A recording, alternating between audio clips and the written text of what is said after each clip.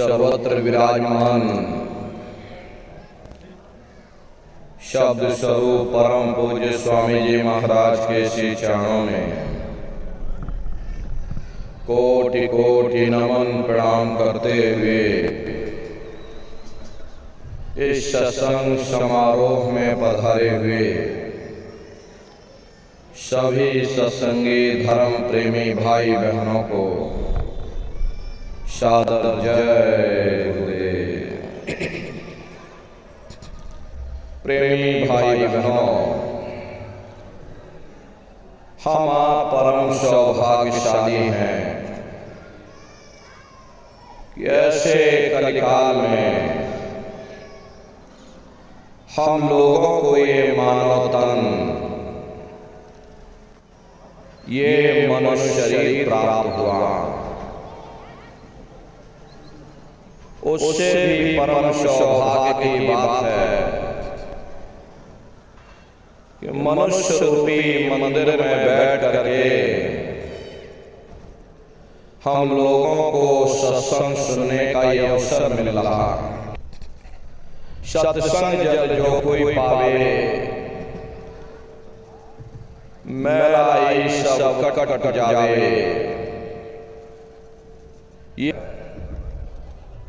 ये कोई कथा और कीर्तन नहीं, किस्से और कहानियां नहीं, नाच गाना ढोल मजीरा नहीं। ये महात्माओं की अजर अमर वाणियां हैं। यदि आपने ध्यान से सुन लिया तो निश्चय ही आपको अपने मानव जीवन के उद्देश्यों के बारे में पता चलेगा कि आखिर मनुष्य शरीर हमको क्यों मिला है, क्या इसका उद्देश्य है, मरने के बाद हम कहां जाएंगे, हमारे बाल बच्चे, हमारे रिश्ते नातेदार कहां जाएंगे और कैसे हमारी जीवात्मा का कल्याण होगा। इन सभी प्रश्नों की जानकारी आपको सत्संग के माध्यम से प्राप्त होगी। इसलिए प्रेमी भाई बहनों, एक एक वचन को बड़े ध्यान के साथ आप लोग सुनिएगा और समझने की कोशिश करिएगा। प्रेमी भाई बहनों, यह मनुष्य शरीर हम लोगों को बड़े सौभाग्य से प्राप्त हुआ। ये जीवन बहुत अनमोल है। उस परम पिता परमात्मा ने हमको यह जीवन केवल इसीलिए दिया है ताकि हम जीते जी उस प्रभु की भक्ति करके अपनी जीवात्मा का कल्याण कर सकें। ये पांच तत्वों का पुतला, ये पंच भौतिक शरीर हम लोगों को एक निश्चित समय के लिए मिला हुआ। एक निश्चित समय को हम आप नहीं जानते हैं, किंतु जिसका ये मकान है, जिसका ये शरीर है, वो अवश्य ही जानता है और समय पूरा हो जाने पर मकान मालिक जबरदस्ती इस मकान को खाली करवा लेगा। उस समय न जमीन जायदाद काम आएगी, ना ये धन संपत्ति काम आएगी। जीवात्मा को निकाल करके इस शरीर से बाहर कर दिया जाएगा। ये शरीर हमारा आपका यही जमीन पर गिर पड़ेगा क्योंकि जीवात्मा के निकल जाने के बाद में ये शरीर सिर्फ एक माटी का पुतला है, उससे ज्यादा कुछ भी नहीं। आप इस मिट्टी के पुतले को ले जाकर शमशान भूमि पर जला करके राख कर दोगे, हमारा आपका नाम, हमारी आपकी जात और बिरादरी उसी शमशान भूमि पर जल करके राख हो जाएगी। महात्मा प्रेम से जीवों को समझाते हैं कि भाई मिली नरदेह यह तुमको, बनाओ काज कुछ अपना, पचो मत या इस जग में, जानियो रैन का सपना। प्रेमी भाई बहनों, जैसे रात में हम लोग स्वप्न देखते हैं, हालांकि उस समय पर हमें स्वप्न सच मालूम पड़ता है, असली प्रतीत मालूम होता है, लेकिन जब हम सुबह उठते हैं, जब हमारी आंखें खुलती हैं, तब हमें होश आता, नहीं भाई हम तो स्वप्न देख रहे थे, ये सब भ्रम है। ठीक उसी प्रकार से ये दुनिया भी 10-20-100 साल का स्वप्न है। अब आप कहोगे हम जाग रहे हैं, परंतु प्रेमी भाई बहनों, ऐसा हरगिज़ नहीं है। जिस दिन मौत का वक्त आएगा, हम आप रोएंगे, हाय हाय करके चिल्लाएंगे कि हाय हमने सारी जिंदगी यूं ही स्वप्न में गुजार दी, जागने का समय तो अभी आया था, जो कुछ करना था अभी करना था। लेकिन प्रेमी भाई बहनों, अब पछताए हो क्या जब चिड़िया चुग गई खेत। महात्मा प्रेम से जीवों को समझाते हैं कि भाई देह और ग्रह सब झूठा, भरम में काहे को खपना।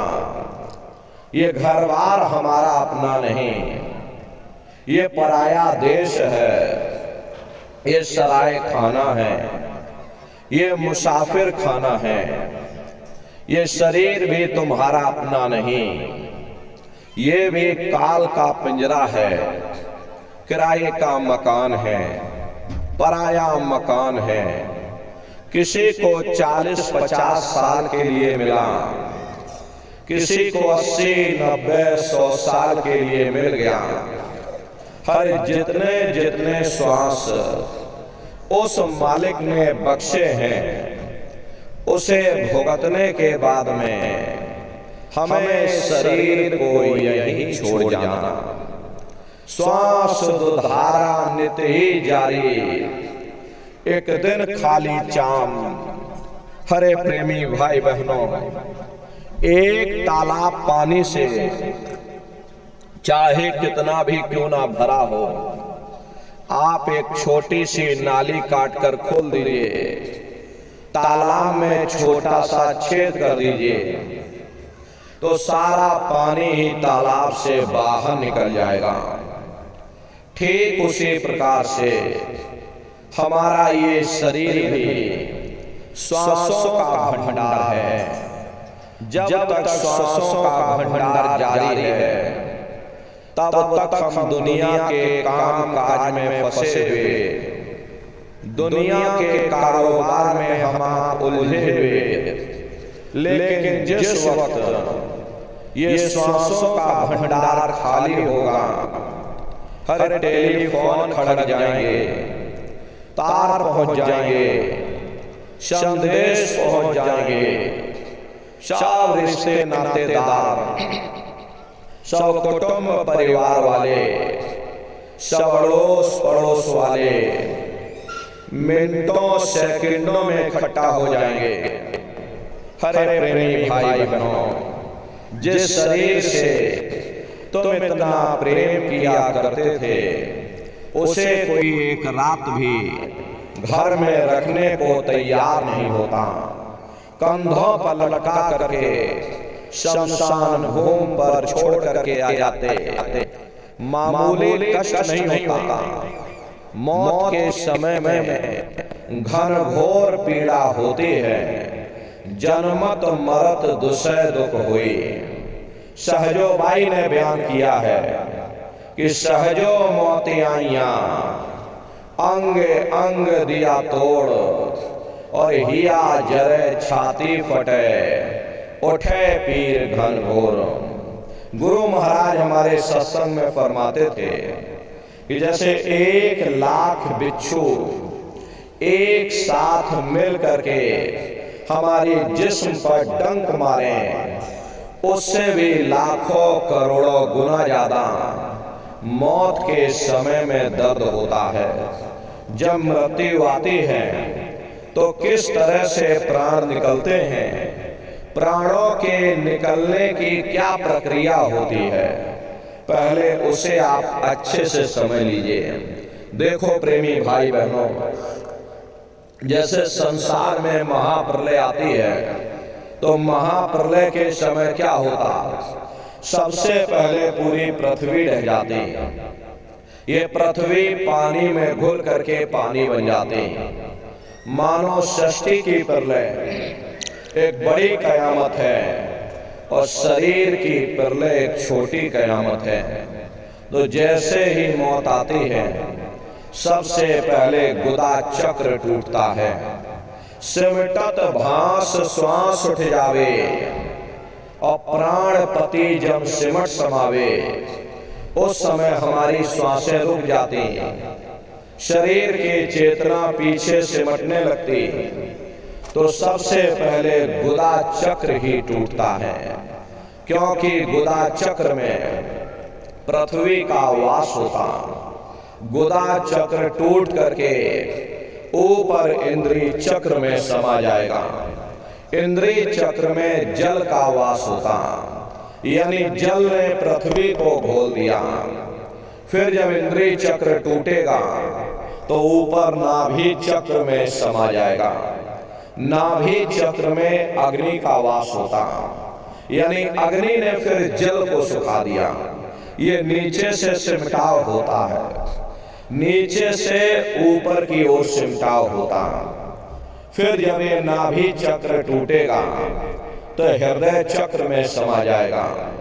हृदय चक्र में वायु का वास होता, यानी वायु ने अग्नि को अपने में समाहित कर लिया, और इस तरह से वायु आकाश में उड़ गई। ये आंखों की पुतलियां ऊपर पलट जाती हैं, मुंह खुला का खुला रह जाता। महात्मा प्रेम से जीवों को समझाते हैं कि भाई जब यह कर्म कलाई उपजावे, बुद्धि सुरत की आन दबावे, जब यह जीवात्मा पांचों तत्वों को लांग करके जल पृथ्वी अग्नि वायु आकाश पांचों तत्वों को लांग करके ऊपर आती है, तो काल दाढ़ में आम दवानी, जब ढर के नैनन से पानी। जब काल अपनी दाढ़ में दबाता है उस समय नेत्रों से पानी निकलता, इंद्रियां टूट टूट करके चकनाचूर हो जाती हैं, सब रिश्ते नातेदार खड़े रह जाएंगे, डॉक्टर वैद हकीम सब आपको घेरे रह जाएंगे।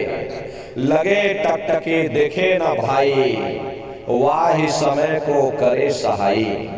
उस समय जीव टकटकी लगाकर देखता है कि कोई मेरी मदद कर दे, कोई मुझे इस पीड़ा से बचा ले। नाथ रिश्तेदार खड़े रह जाते, डॉक्टर वैद हकीम घेरे रह जाते, लेकिन प्रेमी भाई बहनों उस समय तुम्हें कोई नहीं बचा पाता। यमदूत आते हैं, प्राणों की डोरी को तोड़ देते और जीवात्मा को खींच करके इस शरीर से बाहर कर दिया जाता। जैसे ही जीवात्मा शरीर से अलग हुई, ये शरीर हमारा मिट्टी हो जाता। फिर इस मिट्टी को एक रात अपने घर में कोई रखने को तैयार नहीं होता। अरे आपके कितने भी सगे संबंधी क्यों ना हो, खास नात रिश्तेदार क्यों ना हो, लेकिन एक रात कोई घर में मट्टी रखने के लिए तैयार नहीं होते। कहते भाई जल्दी करो जल्दी करो, अब इनकी शक्ल देखने में हमको डर लग रहा, जल्दी से बाजार से कफन खरीद के लाओ, जल्दी से लकड़ियां खरीद के लाओ, जल्दी से चिता तैयार करो, इनको घर में से जल्दी से उठा ले जाओ, वहीं शमशान भूमि पर जला देना। ये जो घर में इनके कपड़े लत्ते पड़े हुए, हर इनके कपड़े लत्ते भी उठा ले जाओ, वहीं शमशान भूमि पर जला देना।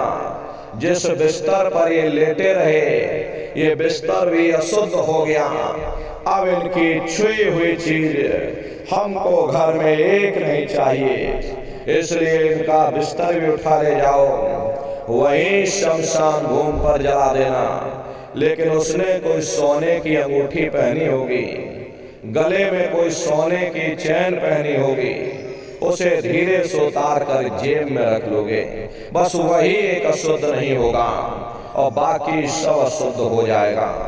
हरे महात्मा कहते हैं कि भाई कुटुंब परिवार मतलब का बिना धन पास नहीं जाए। ये रिश्ते नातेदार, ये कुटुंब परिवार वाले, ये सब स्वार्थ के संगी साथी हैं।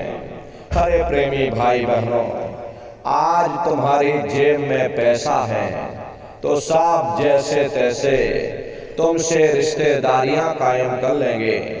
आज जेब खाली हो जाए, कोई किसी को याद करने वाला नहीं।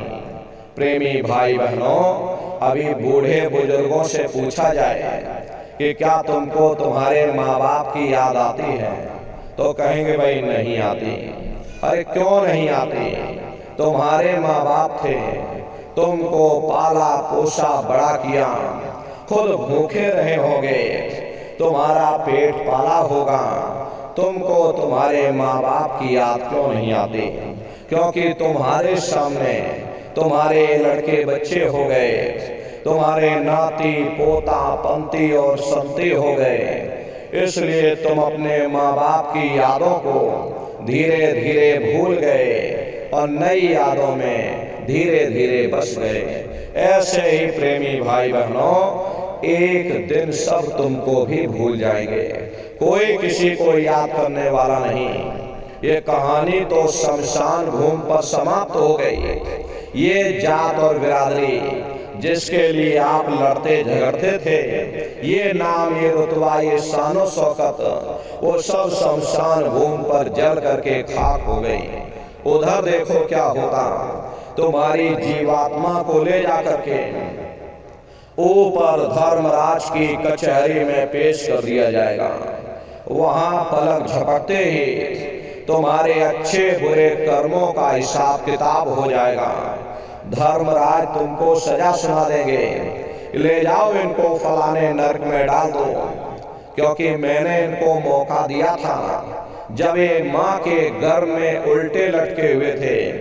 उस समय इन्होंने मुझसे प्रार्थना की थी कि हे मालिक, मुझे एक बार मौका दे दो, एक बार मनुष्य शरीर दे दो, हम भजन करेंगे, भक्ति करेंगे, हम अपनी जीवात्मा का कल्याण करेंगे।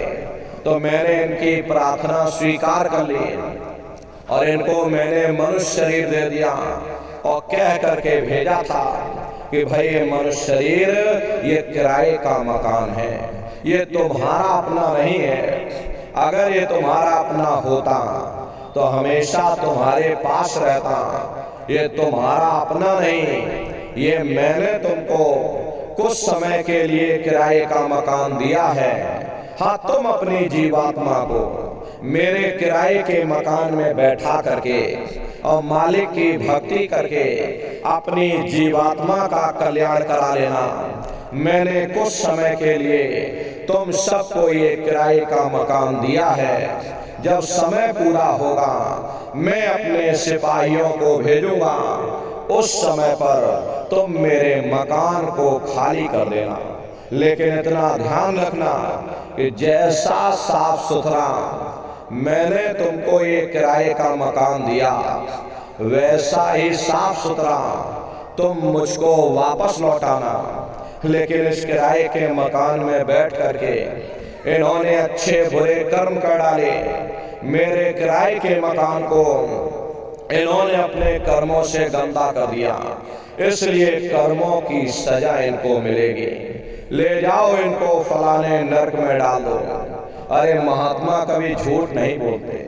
महात्माओं ने जब साधना किया, साधना करके जब ऊपर गए और ऊपर जा करके जब उन्होंने नरकों का हाल देखा, तो हमारी आपकी जानकारी के लिए उन्होंने धर्म ग्रंथों में लिख दिया कि लोह के खम्भ तपत के माही, और जहां जीव को ले चिपटाई वहां लोहे के खंभे अग्नि से धड़क धड़क कर लाल हो रहे। ऐसे खोटे जीवों को उन खंभों में चिपटाया जाता। जीव हाय हाय करके तड़पता है, तड़फ तड़फ जीव जुलम बुखारी, और तपत खम्भ दुखी उपजे भारी। असहनी वेदना होती, असहनी दुख दर्द होता, जीव वहां रोता और चिल्लाता रहता। लाखों लाख जोजन मील तक जीवों के रोने और चिल्लाने की आवाज आती। वहां कोई तुम्हारी पुकार सुनने वाला नहीं, कोई तुम्हारी दर्द भरी आवाज को सुनने वाला नहीं। हरे नर नारियों, ये दुर्दशा क्यों हो गई? क्योंकि हम लोग मनमुखी हो गए, मन के कहे पर चलने लग गए। मन के कहे पर चल करके अच्छे और बुरे कर्म करने लग गए। कर्मों का ये जखीरा अंबार के अंबार हमने अपने सिर पर लाद लिए, आज उन्हीं कर्मों का भोग पा रहे। हरे महात्मा कहते हैं कि नर के अनेक अनेक और हैं, कहाँ लग कहूँ बखान, दुख भोगते यह जीव जो जाने जो भोग समान। कहते हैं एक नरक नहीं, ऐसे वहां अनेकों अनेक नरक बने हुए, अलग अलग खोटे पाप कर्मों के वहां पर अलग अलग नरक बने हुए। ये जीव अपने अपने कर्म के अनुसार अनंतों अनंत युगों तक, वर्षों की बात नहीं कर रहे, अनंतों अनंत युगों तक नरकों की यातनाएं सहता रहता। और नरकों की यातनाएं भोगने के बाद में इसे जीवात्मा को सीधे मनुष्य शरीर नहीं दिया जाता, बल्कि इसे 4 खान 84 लाख योनियों में डाला जाता। जैसे बच्चा होता है, बच्चा पहले कक्षा 1 पास करेगा, फिर कक्षा 2 में जाएगा, ऐसे वहां पर भी पूरा चैनल बना हुआ। नरकों की यातनाएं भोगने के बाद में इन्हीं जीवात्माओं को 4 खान 84 लाख योनियों में डाला जाता। ये 4 खान 84 लाख योनियां ये कोई मामूली योनियां नहीं होती। 4 खान का मतलब होता है अंडज पिंडज उपमज स्थावर। ये 4 खाने होती हैं। पहली श्रेणी पेड़ पौधों की होती है, जिनके अंदर पानी का तत्व मौजूद होता है। कभी ये भी मनुष्य हुआ करते थे, लेकिन आज अपने कर्मों का भोग पा रहे एक जगह पर बेचारे खड़े हुए। दूसरी श्रेणी कीड़े मकोड़ों की होती है, जिनके अंदर पृथ्वी और अग्नि का तत्व मौजूद होता है। तीसरी श्रेणी पंछियों की आती, चौथी चौपाए जानवरों की आती, और 5वीं स्वयं इंसान की आती, जिसके अंदर 5 तत्व जल पृथ्वी अग्नि वायु आकाश 5 तत्व मौजूद होते हैं। प्रेमी भाई बहनों, ये 4 खाने हैं, इनकी अलग अलग कुल 84 लाख योनियां होती हैं। अब आप पेड़ पौधों को देखिए तो आम का पेड़ अलग है, नीम का पेड़ अलग है, पीपल का पेड़ अलग है। ऐसे ही अलग अलग प्रजातियों के कीड़े मकोड़े, अलग अलग प्रजातियों के पशु पंछी, कुल मिलाकर के 84 लाख योनियां हैं। हम दुनिया के जीव नरकों की यातनाएं भोगने के बाद में इन्हीं 84 लाख योनियों में डाल दिए जाते हैं। मामूली कष्ट नहीं होता। अरे हमको आपको गर्मी लग गई तो हम लोग छाया में आ गए, सर्दी लग गई तो कंबल रजाई ओढ़ लिया, भूख लग गई तो रोटी खा ली, बीमार हो गए तो अस्पतालों में चले गए, अपना अपना इलाज करवा लिया। लेकिन देखो इन जानवरों को, क्या गर्मी, क्या सर्दी, क्या बरसात, एक एक निवाले के लिए, एक एक रोटी के टुकड़े के लिए बेचारे दर बदर भटकते रहते हैं। किसी का हाथ कट गया, किसी का पैर कट गया, किसी को जीते जी काट डाला, मुर्गी की गर्दन ही मरोड़ डाली। क्या उनको दर्द नहीं होता? अरे उनको भी दर्द होता है, उनको भी तकलीफ होती है। मादा बिच्छू होती है, मादा बिच्छू की मौत कैसे होती है? मादा बिच्छू जब अपने बच्चे को जन्म देती है तो उसी के बच्चे अपनी भूख को मिटाने के लिए अपनी माँ की पीठ पर चढ़ जाते हैं और उसी के मांस को नोच नोच करके खाते हैं। वो तड़पती रहती है, कराहती रहती है, लेकिन जब तक हड्डी हड्डी न बच जाए उसके बच्चे अपनी माँ की पीठ से नीचे नहीं उतरते। ऐसे न जाने कितने जीव जंतु इस संसार में भरे पड़े हुए। बीमार बैलों की दुर्दशा आप देखिए, उनके मुंह से फसूकर निकलता रहता, लेकिन टनों बोझा उनके ऊपर डाल दिया जाता, डंडा मार मार करके चलाया जाता। क्या उनको दर्द नहीं होता?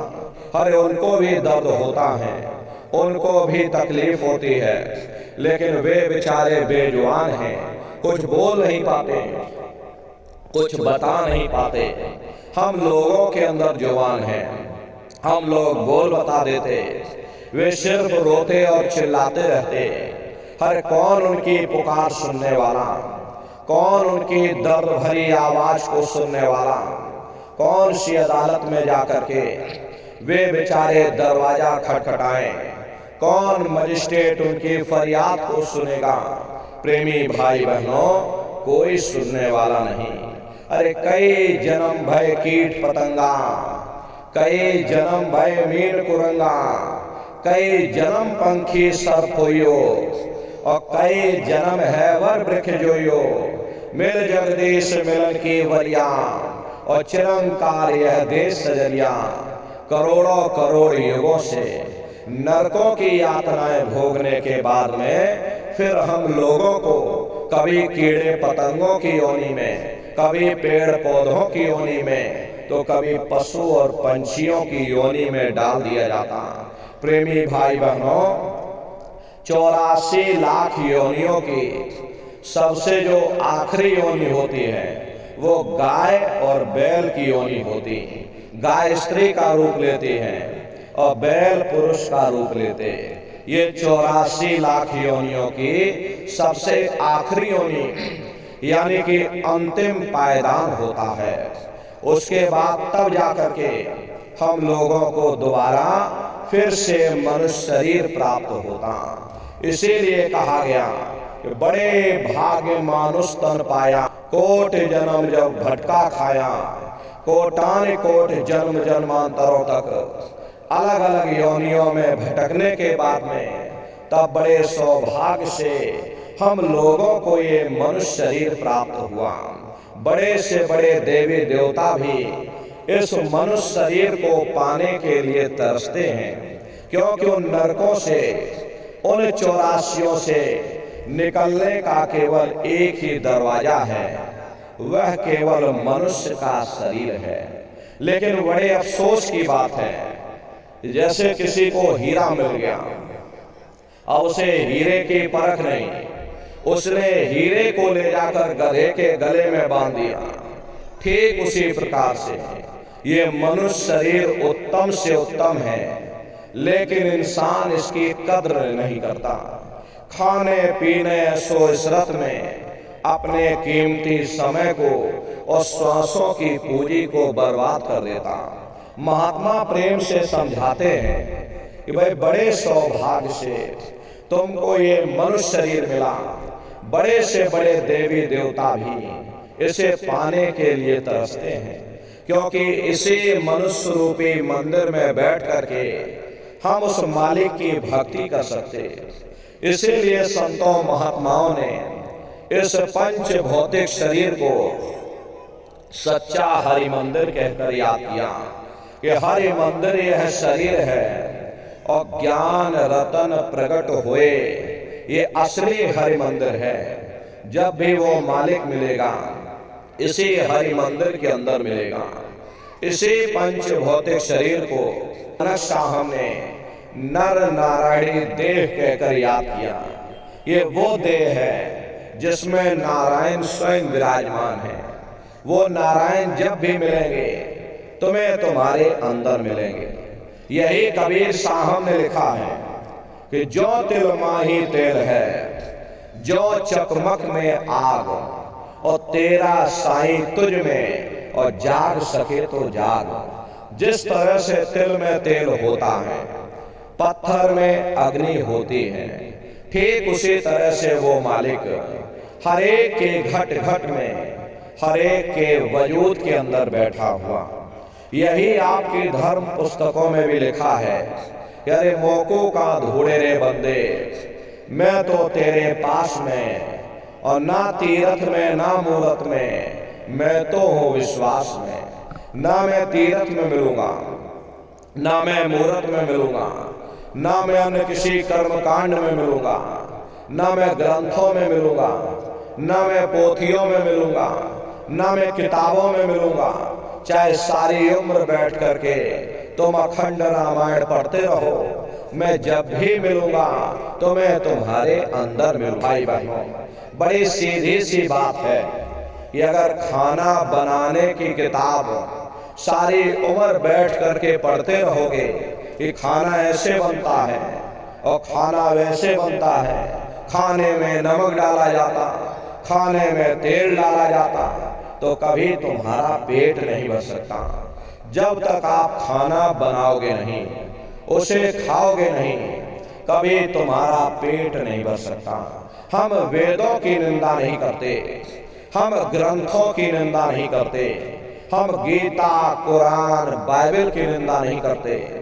अरे वेद शास्त्र गीता कुरान बाइबल कहती है कि भाई मनुष्य के अंदर अंड खंड ब्रह्मांड है, स्वयं वो परमात्मा इसके अंदर बैठा हुआ।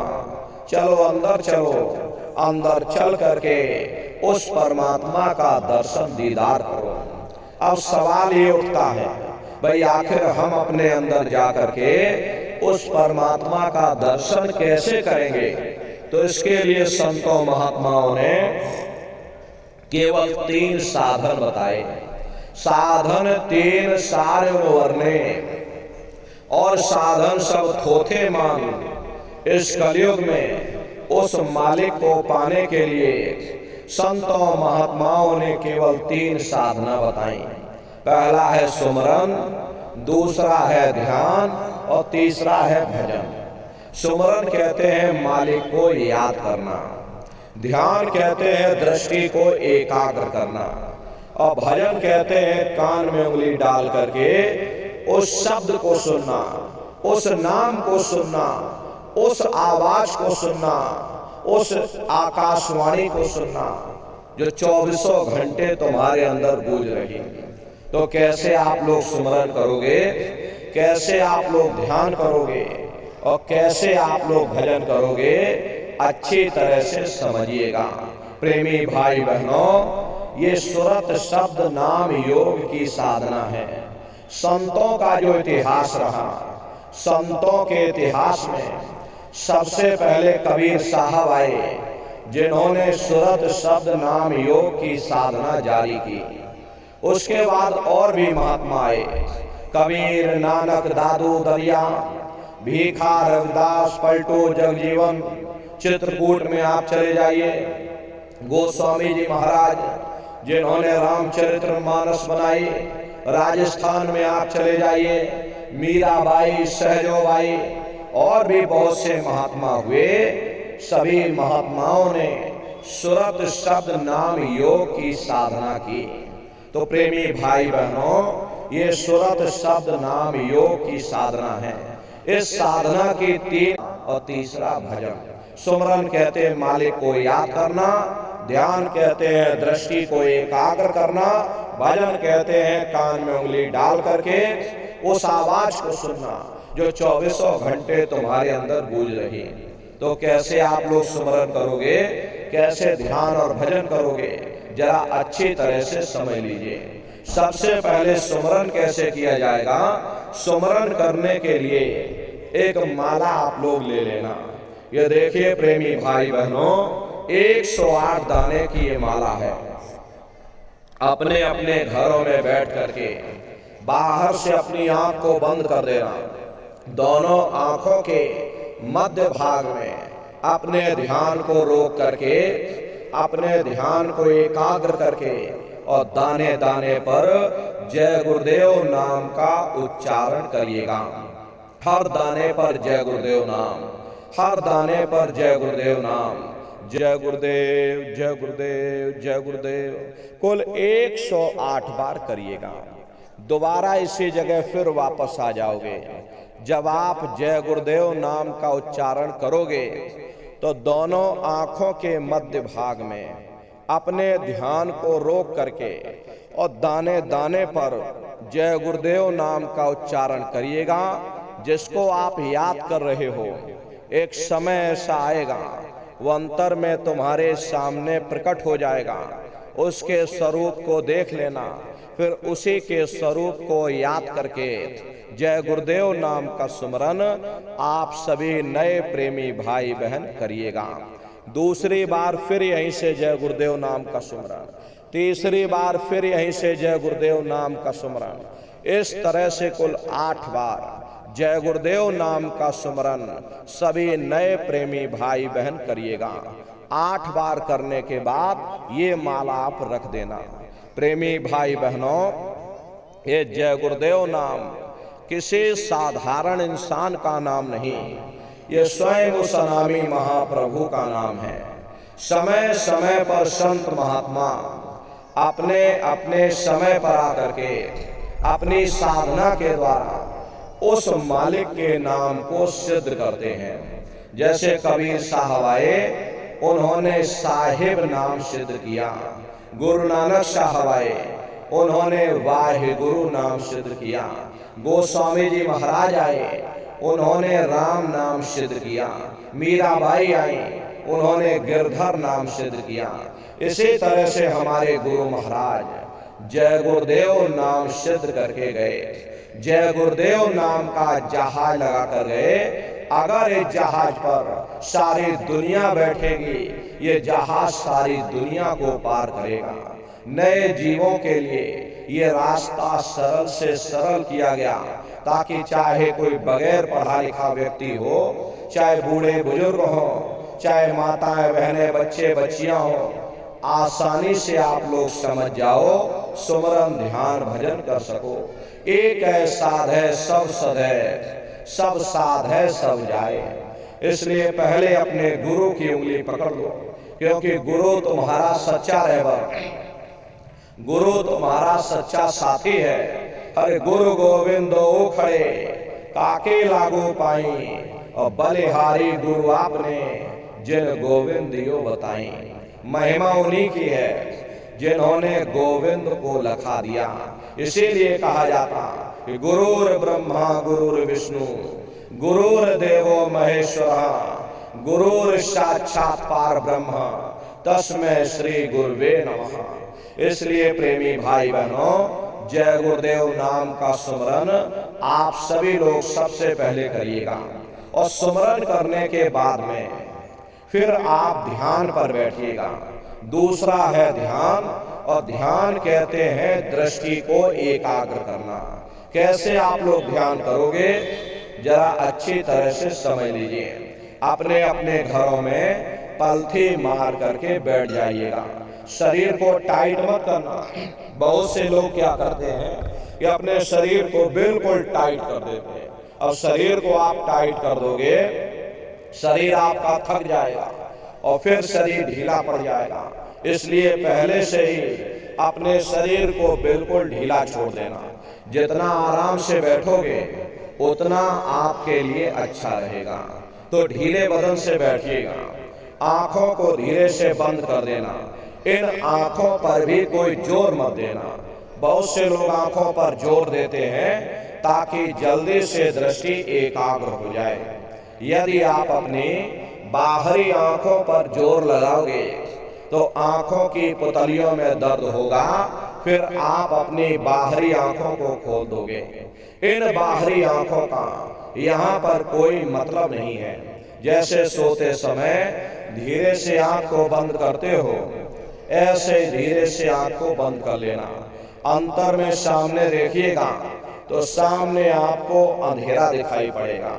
जब आप अपनी आंखों को बंद कर लोगे और अंतर में सामने देखोगे तो सामने आपको अंधेरा दिखाई पड़ेगा। बस उसी अंधेरे को आप देखते रहिएगा, एक टक हो करके सामने अंधेरे को देखते रहना। उस समय किसी के बारे में सोचना नहीं, किसी के बारे में विचार मत करिएगा। ये विचार करने की आदत हमारे अंदर पहले से पड़ी हुई है।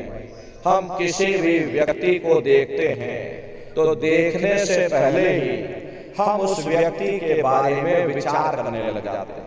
तो ये विचार जो है यही ध्यान में बाधक बन जाते हैं। इसलिए कोशिश ये करना, जब आप ध्यान पर बैठो मन में कोई विचार ना आने पाए, निर्विचार हो करके अपनी बुद्धि के तर्क और वितर्क को अपने ज्ञान के भंडार की पोटली बना करके एक किनारे पर रख देना।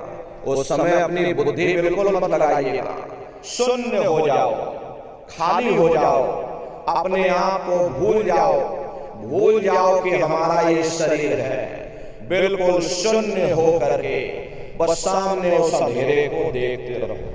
देखते देखते देखते देखते आपकी दृष्टि अंधेरे में रुक जाएगी और जैसे ही आपकी दृष्टि उस अंधेरे में एकाग्र होगी तो सुई की नोक के बराबर काले में भी काला बिंदु, बड़ा चमकीला बिंदु होगा, तारे की तरह चम चम चम चम चमकेगा। वो सामने आपको दिखाई पड़ जाएगा। जब वो चमकदार बिंदु सामने दिखाई पड़ जाए तब आप अपनी दृष्टि को उस बिंदु पर एकाग्र करिएगा। जब आप अपनी दृष्टि बिंदु पर एकाग्र करोगे तो बिंदु के चारों तरफ से बड़ा भारी प्रकाश निकलेगा, चक्र की तरह से, और बहुरंगी प्रकाश होगा। वो प्रकाश धीरे धीरे बड़ा होता चला जाएगा। साधक कितना मोहित हो जाता है कि बिंदु को तो छोड़ देता और दाएं बाएं प्रकाश को देखने में लग जाता। जब आप दाएं बाएं प्रकाश को देखने में लग जाओगे, क्योंकि प्रकाश उस बिंदु से निकल रहा और आपने बिंदु को ही छोड़ दिया, प्रकाश को देखने में लग गए, तो प्रकाश भी गायब हो जाएगा, वो बिंदु भी गायब हो जाएगा। फिर अंतर में अंधेरा छा जाएगा, फिर आपको उतनी मेहनत करनी पड़ेगी। इसलिए दाएं बाएं बिल्कुल मत देखिएगा। आपका निशाना उस बिंदु पर टिका रहे जिसमें से वो प्रकाश निकल रहा। वही बिंदु दरवाजा है, वही बिंदु खिड़की है, उसी को हरि का द्वार यानी कि हरिद्वार कहा गया। एक टक हो करके आप उस बिंदु को जब देखते रहोगे तो बिंदु फट जाएगा, वो दरवाजा खुल जाएगा, ये शिव नेत्र खुल जाएगा, ये दिव्य दृष्टि खुल जाएगी और आप दरवाजे के अंदर दाखिल हो जाओगे। एक बार प्रेमी भाई बहनों ये दिव्य दृष्टि खुल जाए, फिर क्या भूत क्या भविष्य और क्या वर्तमान कोई भेद आपसे गुप्त नहीं रहेगा। लाखों वर्ष पहले क्या हुआ था, भविष्य में क्या होने वाला है, आप बैठ करके ध्यान में सब कुछ देख सकते हो। तो यह है ध्यान करने का तरीका। और तीसरा है भजन। गाने बजाने का नाम भजन नहीं, नाच गाना ढोल मजीरा का नाम भजन नहीं। भजन कहते हैं उस रूहानी आवाज को सुनना जो 2400 घंटे इस हरि मंदिर के अंदर यानी तुम्हारे अंदर गूंज रही है। तो कैसे भजन करोगे जरा अच्छी तरह से समझिएगा। ये दोनों उंगली कानों में डाल करके ये कानों को बंद कर लेना। कान इसीलिए बंद किए जाते हैं ताकि बाहर की कोई आवाज हमको सुनाई ना पड़े। अपनी सुविधा से बैठिएगा, कुर्सी पर चाहे कुर्सी पर बैठ जाओ, सोफे पर चाहे तो सोफे पर बैठ जाना, या कोई तकिया इस तरह से रख लेना और दोनों कोहनी यहाँ रख करके दोनों उंगली कानों में डाल करके ये कानों को बंद कर लेना। बहुत सी हमारी माताएं बहनें हैं, बूढ़े बुजुर्ग हैं, अरे भाई आपके घुटनों में दर्द होता, रीढ़ की हड्डी में दर्द होता, अब आप बैठ करके नहीं कर पाते हो तो आप लेट करके करिएगा। ऐसे सीधे लेट जाना और लेटे लेटे आंख और कान को बंद कर देना। मतलब तो आंख और कान को बंद करना है, चाहे आप लेट करके करो या चाहे आप बैठ करके करो। यही कहा गया कि आंख कान मुख बंद कराओ, अनहद झिंगा शब्द सुनाओ। यानी पहले अपनी आंख को बंद करो, फिर अपने मुख को बंद करो, दोनों उंगली कानों में डाल करके ये कानों को बंद कर लो और ऊंचे से ऊंचा ध्यान दे करके गौर से आवाज को सुनने की कोशिश करो। प्रेमी भाई बहनों, जब आप अपने कानों को बंद करके ऊंचा ध्यान दे करके सुनोगे तो आपको ऐसा अनुभव होगा कि कहीं सीटी जैसी आवाज हमारे कानों में गूंज रही। इस तरह से सीटी जैसी आवाज शुरू में आप सभी को सुनाई पड़ेगी। करना कुछ नहीं है, लेटे हो चाहे बैठे हो, बस आप उस आवाज को सुनते रहना और सुनते सुनते उसी में लीन हो जाओ। जब आप उसमें लीन हो जाओगे तो कुछ समय बाद में दोबारा आपको अनुभव होगा कि कहीं बड़े दूर से एक महीन आवाज, घंटे और शंख की आवाज हमारे कानों में बज रही है। जैसे मंदिरों में घंटियां बजती हैं, टन टन टन, तो बाहर तो आपने नकल किया। महात्माओं ने कहा था ये शरीर तुम्हारा सच्चा हरि मंदिर है। इसी हरि मंदिर के अंदर वो घंटे और शंख की आवाज 24 घंटे गूंज रही। उसी घंटे शंख की आवाज को महात्माओं ने शब्द कहा। अरे आपकी धर्म पुस्तकों में लिखा है कि पोथी पढ़ पढ़ जग मुआ, पंडित भया न कोई, 2.5 अक्षर प्रेम का पढ़े सो पंडित होई। दुनिया वाले समझते हैं कि 2.5 अक्षर का मतलब प्रेम है। प्रेम नहीं है, प्रेम में तो मात्रा लगी हुई। यहाँ पर जिस 2.5 अक्षर का वर्णन उन महात्माओं ने किया है वो है शब्द शा, आदा, बा और दा। उसी शब्द को महात्माओं ने नाम कहा। कलयुग केवल नाम या धारा, सुमेर सुमेर नर उतर ही पारा। कलयुग में केवल नाम का आधार है, वो नाम तुम्हारे अंदर 24 घंटे गूंज रहा। तो उसी घंटे शंख की आवाज को महात्माओं ने शब्द या नाम कहा। उसी को मुसलमान फकीरों ने कलमा कहा। उसी को ईसा मसीह साहब ने वर्ड या लागस कहकर याद किया। उसी को गुरु नानक साहब ने अनहद वाणी कहकर के याद किया। चीन में जो महात्मा हुए उन्होंने इसको ताओ कहकर याद किया और हिंदू महात्माओं ने इसे देववाणी, आकाशवाणी कहकर के याद किया।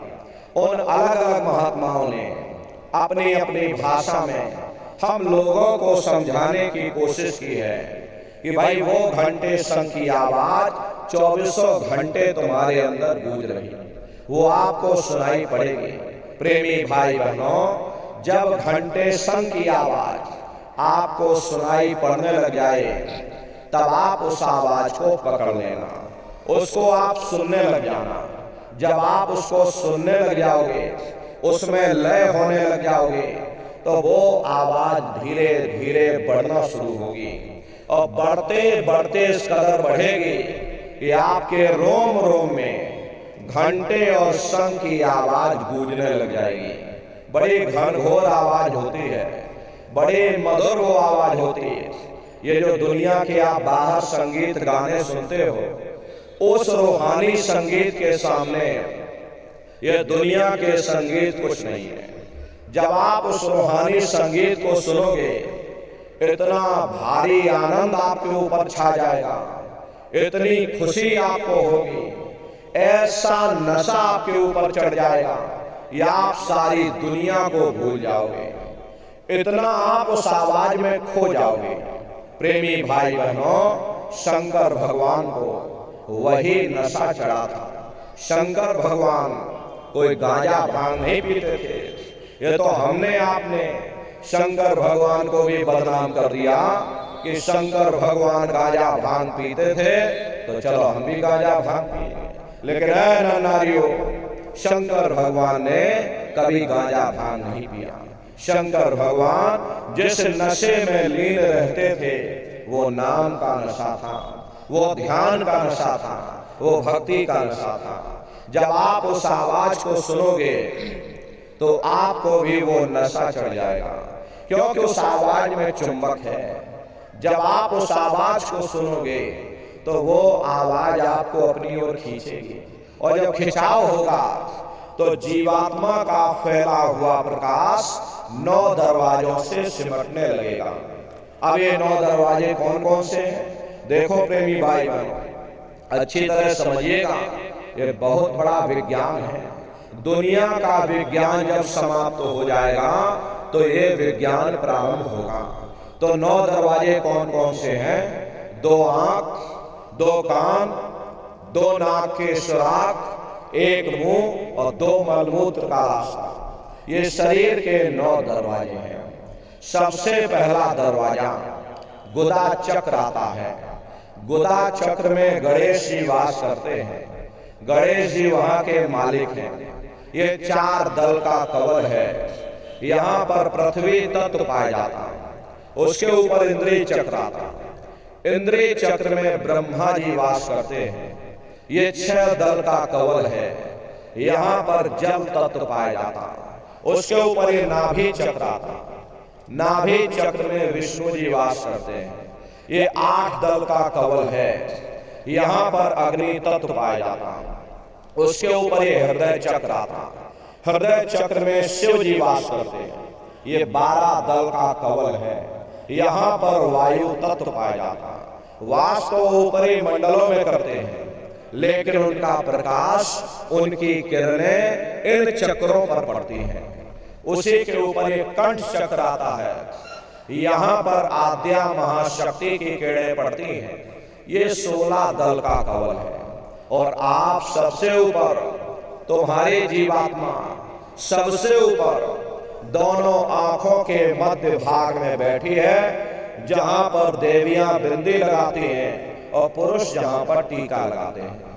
ये बिंदी और टीका हम लोग इसीलिए लगाते हैं क्योंकि यहीं पर हमारी जीवात्मा बैठी है, उसका श्रृंगार किया जाता है। तो ये 10वां द्वार है जहां पर तुम्हारी जीवात्मा बैठी हुई। इसी 10वें दरवाजे पर बैठ करके जीवात्मा अपने प्रकाश को 9 दरवाजों में फैलाती है, जिससे आपका ये शरीर चलता है, आपके हाथ और आपके पैर चलते हैं। जब आप भजन करोगे, घंटे शंख की आवाज को सुनोगे, तो उस आवाज में चुंबक है। वो आवाज आपको अपनी ओर खींचेगी, और जब खिंचाव होगा तो जीवात्मा का फैला हुआ प्रकाश ये 9 दरवाजों से सिमट करके यही 10वें दरवाजे पर इकट्ठा हो जाएगा, जहां पर तुम्हारी जीवात्मा बैठी हुई। और जैसे यहाँ पर इकट्ठा हुआ, तुरंत शब्द जीवात्मा को खींच करके इस शरीर से बाहर कर देगा।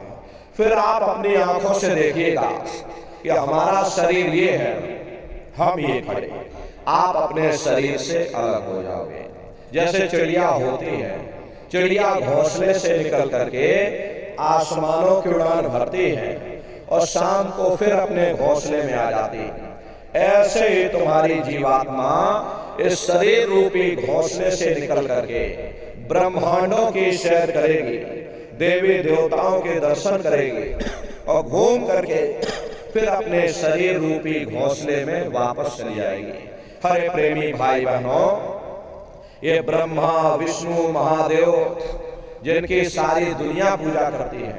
अरे आप सभी लोग ब्रह्मा विष्णु महादेव की पूजा करते हो, लेकिन कभी आपने विचार नहीं किया भाई जिनकी हम पूजा कर रहे हैं आखिर ये है कौन, ये कहां पर रहते हैं, ये क्या काम करते हैं, हर इनके माँ बाप कौन है, राम कौन है, कृष्ण कौन है, ईश्वर कौन है, ब्रह्म कौन है, पार ब्रह्म कौन है, ये कहां पर रहते हैं, तो जरा संक्षिप्त में आप समझिएगा।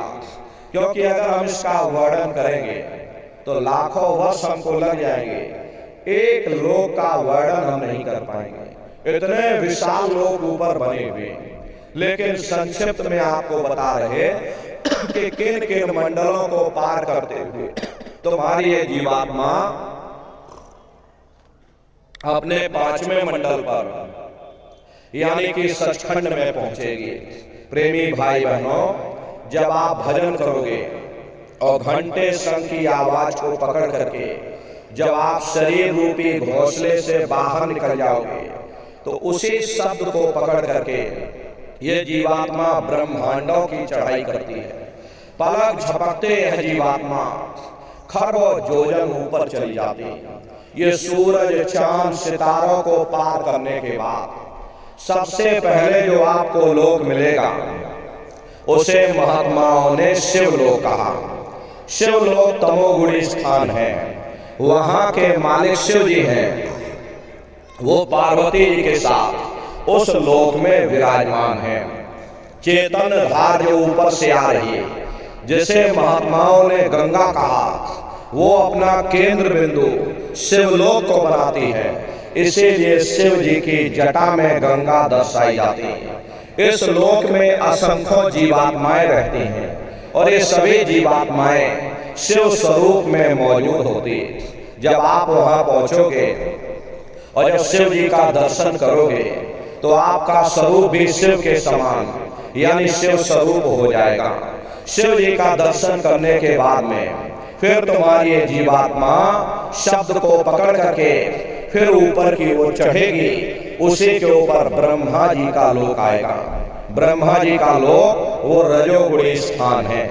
वहां के मालिक ब्रह्मा जी हैं, वो गायत्री सावित्री और सरस्वती के साथ उस लोक में विराजमान है। वहां वेद ध्वनियां सदा उस लोक में उच्चारण होती रहती है। और ब्रह्मा जी का दर्शन करने के बाद में फिर तुम्हारी जीवात्मा शब्द को पकड़ करके फिर ऊपर की ओर चढ़ेगी। उसी के ऊपर विष्णु लोक आएगा। विष्णु लोक वो सतोगुणी स्थान है। वहां के मालिक विष्णु जी हैं, उनका बड़ा मनमोहक स्वरूप है। उनकी 4 भुजाएं हैं और चारों भुजाओं में शंख गदा पद्म और चक्र सुशोभित है। और आप क्षीर सागर में लक्ष्मी जी के साथ विराजमान हैं। ये तीनों देवता ब्रह्मा विष्णु और महादेव अपने अपने लोक में बैठकर राज कर रहे हैं। एक रचयिता है जो जीवों को रचता है, एक पालनहार है जो जीवों को पालता है, और एक संहार करता जो जीवों को नष्ट कर देता। इनकी जो माता है वो आद्या महाशक्ति हैं। ब्रह्मा विष्णु महादेव लोक के ऊपर वो आद्या महाशक्ति का लोक आता है।